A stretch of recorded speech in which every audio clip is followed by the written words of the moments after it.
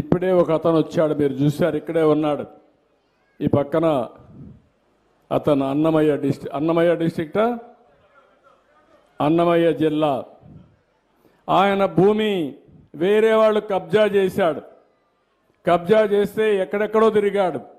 ఎక్కడా పరిష్కారం కాకపోతే నేను ఇక్కడికి వస్తున్నానంటే నేరుగా నాకు ఇస్తే ఆ సమస్య పరిష్కారం అవుతున్న ఉద్దేశంతో ఎదుక్కుంటా వచ్చాడు అతను. ఇలాంటి వాళ్ళు చాలామంది ఉన్నారు. నేను అందుకని మీరందరూ చూస్తే కొత్తగా ఒక చట్టాన్ని తీసుకొచ్చాం. ఆ చట్టం ల్యాండ్ గ్రాబింగ్ యాక్ట్ 2024. ఈ 2024 ల్యాండ్ గ్రాబింగ్ యాక్ట్లో చాలా పటిష్టంగా తీసుకొచ్చాం.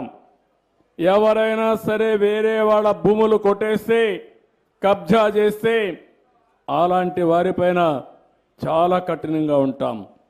భూ ఆక్రమణ చేసిన, బలవంతంగా బెదిరించి లాగేసుకున్న, మోసం చేసి లాగేసుకున్న కొత్త చట్టం వర్తిస్తుంది. 6 సంవత్సరాల నుంచి 17 సంవత్సరాల వరకు జైల్లో పెట్టి అధికారం ఇచ్చాం.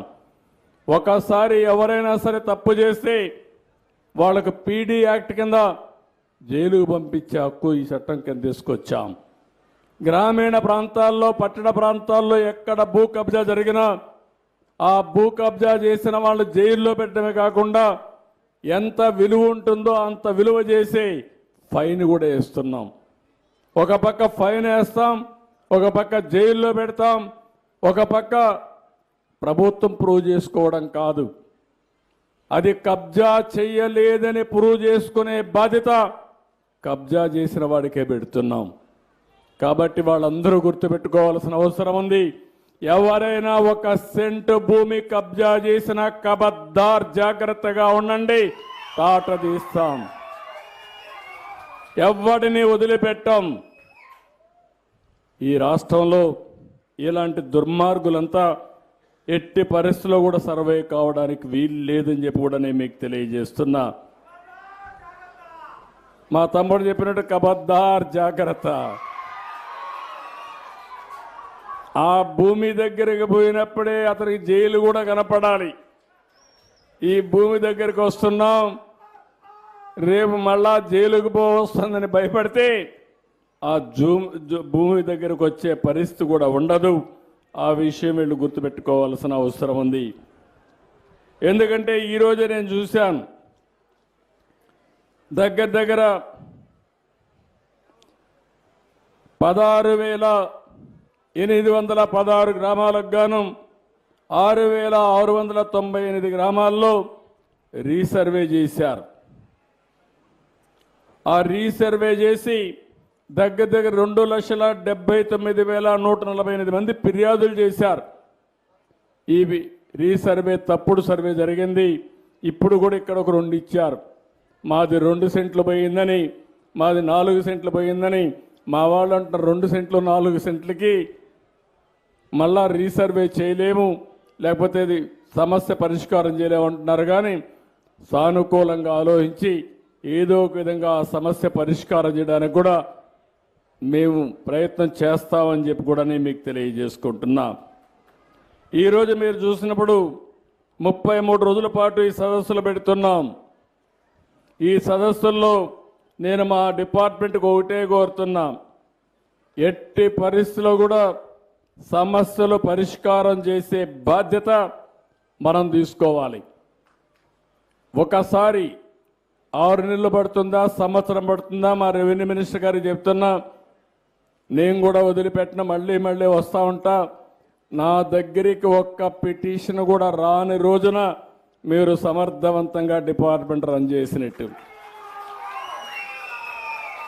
ఒకవేళ నా దగ్గరికి ఒక పిటిషన్ వచ్చినా ఆ పిటిషన్ వివరాలు కంప్యూటర్లో చూస్తే పరిష్కారం చేయలేని సమస్యగా ఉండాలి. ఎక్కడో ఫారెస్ట్ ల్యాండ్ ఇచ్చేయమంటే ఇవ్వలేము, లేకపోతే ప్రభుత్వ భూమి ట్యాంక్ పరంబోకి ఇచ్చేయమంటే ఇవ్వలేము. అలాంటి తప్ప మానవతా దృక్పథంతో పరిష్కారం చేయగలిగిన ప్రతి ఒక్క సమస్య పరిష్కారం చేస్తామని మీ అందరికీ హామీ ఇస్తున్నా. అంతేకాకుండా ఈరోజు మీరు చూస్తే ఈ సదస్సుల ద్వారా ప్రతి ఒక్క గ్రామంలో రెవెన్యూ మ్యాప్ కానీ ప్రభుత్వ ప్రైవేట్ భూములన్నీ కూడా ప్రదర్శన చేసే విధంగా పెట్టాం. అభ్యంతరాలుంటే పూర్తిగా చెప్పమన్నాం. ఎస్ఎల్ఆర్ కానీ ఆర్ఆర్ కానీ 1B రిజిస్టర్ కానీ 22 జాబితాలో ఉండే అన్ని కూడా మీకు అందుబాటులో పెడుతున్నాం. టోటల్గా ట్రాన్స్పరెంట్గా పెడతాం. మీరు చెప్పింది ఓపిక్గా వింటాం. సమస్య పరిష్కారం చేయగలిగితే ఈరోజు మీరు చూస్తారు, ఇక్కడికి వచ్చారు, కొన్ని విషయాలు చెప్పారు. నేను ఇది అవుతాను, ఆ సమస్యలు ఏ విధంగా పరిష్కారం చేయాలని చెప్తాను. అవి చేసి అవసరమైతే చట్టాన్ని మార్పు తీసుకొచ్చి కేబినెట్ కూడా తీసుకొచ్చి మీ సమస్యను పూర్తిగా పరిష్కారం చేసే బాధ్యత తీసుకుంటాం. అదే మరిగా మీ భూ కొలతల్లో తేడాలు, సర్వే నెంబర్లో మార్పులు, వారసుల పేర్లు నమోదు కానీ, సరిహద్దు సమస్యలు, భూ విస్తీర్ణంలో తేడాలు, రీసర్వే రికార్డులో నమోదైన తప్పులు, భూ కబ్జాలు, అసైన్డ్ భూముల యొక్క పరాధీనం, నిషిద్ధ భూములు 22A జాబితాను తొలగింపు, ఇవన్నీ కూడా తీసుకుంటాం. ప్రతి ఒక్క ఫిర్యాదుని రికార్డ్ చేస్తాం. జవాబుదారితనంగా పనిచేస్తాం. పూర్వపరాలన్నీ కూడా దానికి ఏమేమి ఉన్నా అన్నీ తీసుకుంటాం. అన్నీ తీసుకుని నేను ఒకటే హామీ ఇస్తున్నా, వన్స్ ఫర్ ఆల్ ఈ సమస్యకు పరిష్కార మార్గం చూపించే బాధ్యత ఈ ప్రభుత్వం తీసుకుంటుంది. శాశ్వతంగా పరిష్కారం చేస్తాం.